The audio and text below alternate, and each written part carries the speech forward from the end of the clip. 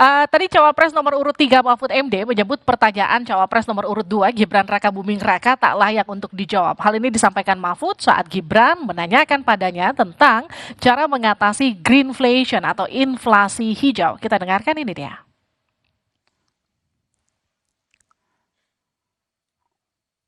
Bagaimana cara mengatasi greenflation? Terima kasih. Masih ada waktu, Bapak Gibran. Aturan, istilah Kami sampaikan kembali terminologi atau singkatan, mohon untuk dijelaskan. Tidak saya jelaskan karena kan beliau kan seorang profesor. Sesuai dengan aturan. Greenflation adalah inflasi hijau. Baik, untuk mengatasi inflasi hijau. Apa sih inflasi hijau? Itu kan ekonomi hijau. Ekonomi hijau itu adalah ekonomi sirkuler, ya, di mana sebuah proses pemanfaatan produk ekonomi, pangan misalnya, atau produksi apapun diproduksi, kemudian dimanfaatkan, di recycle. Kalau untuk mengatasi inflasi itu tentu yang paling gampang kan kebijakan-kebijakan. Diatur saja jatahnya. Di sini kan harus ada data, kecenderungannya di sini begini, kebijakannya harus begini. Kecenderungannya di sini begini, kebijakannya harus begini. Nah, itulah yang kita pahami tentang ekonomi hijau. Saya nyari-nyari di mana ini jawabannya. Kok nggak ketemu jawabannya? Oke, saya langsung ke Pak Dwi Andreas. Jadi gimana Pak melihat jawaban dan juga pertanyaan soal greenflation itu tadi? Sudahkah terjawab? Iya, sebenarnya dari Mas Gibran sendiri juga kurang jelas ya terkait greenflation. Greenflation itu kan menunjukkan terkait dengan pengembangan energi terbarukan. Di pengembangan energi terbarukan itu banyak komponen-komponen individual yang menyusun pengembangan energi terbarukan. Nah, itu komponen-komponen itu mengalami peningkatan, kan? Bisa peningkatan karena komponennya bertambah, bisa mengalami peningkatan karena price dari komponen tersebut bertambah. Jadi itu sebenarnya yang dimaksud dengan greenflation. Mas Gibran juga tidak jelas sama sekali sebenarnya.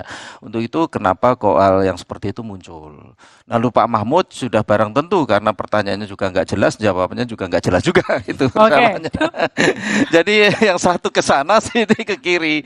Tapi yang dimaksud seperti tadi Mbak terkait greenflation tadi. Dalam arti komponen-komponen individual yang menyusun misalnya untuk energi terbarukan. Jadi itu. Pak Fahmi bagaimana soal jawaban dan juga pertanyaan soal greenflation? Iya, jadi tadi Gibran tidak menjelaskan apa yang dimaksud dengan greenflation sendiri itu. Nah, memang dalam green economic tadi itu memang ada kecenderungan untuk tercapainya green inflation tadi kalau cost atau pembiayaan dari pengembangan energi baru terbarukan itu jauh lebih tinggi tadi, sehingga menimbulkan adanya semacam inflasi tadi itu ya. Nah, tapi sekarang ini kan kondisi dari green economy di Indonesia sendiri ini kan masih sangat minim gitu ya. Tadi juga diungkap juga misalnya indikator ketercapaian energi baru terbarukan. Baik. Itu tidak tercapai. Misalnya pada tahun 2024 mestinya itu 23%. Tapi sampai sekarang ini masih sekitar 15,8%. Gitu ya. Ini tidak tercapai tadi.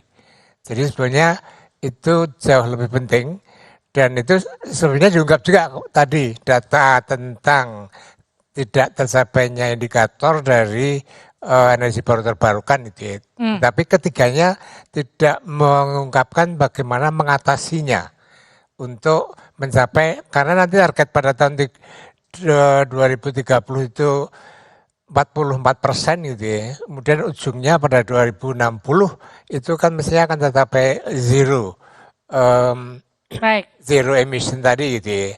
Nah, ini hal penting yang justru tidak muncul dan bagaimana mengatasinya atau bagaimana mencapai target yang ditetapkan tadi. Tadi kan ada catatan dari Caimin soal hilirisasi yang dianggap ugal-ugalan dan juga tenaga kerja asing yang juga mendominasi. Bagaimana kemudian Anda menanggapi ini? Tapi nanti dijawabnya sejenak, tetap bersama kami.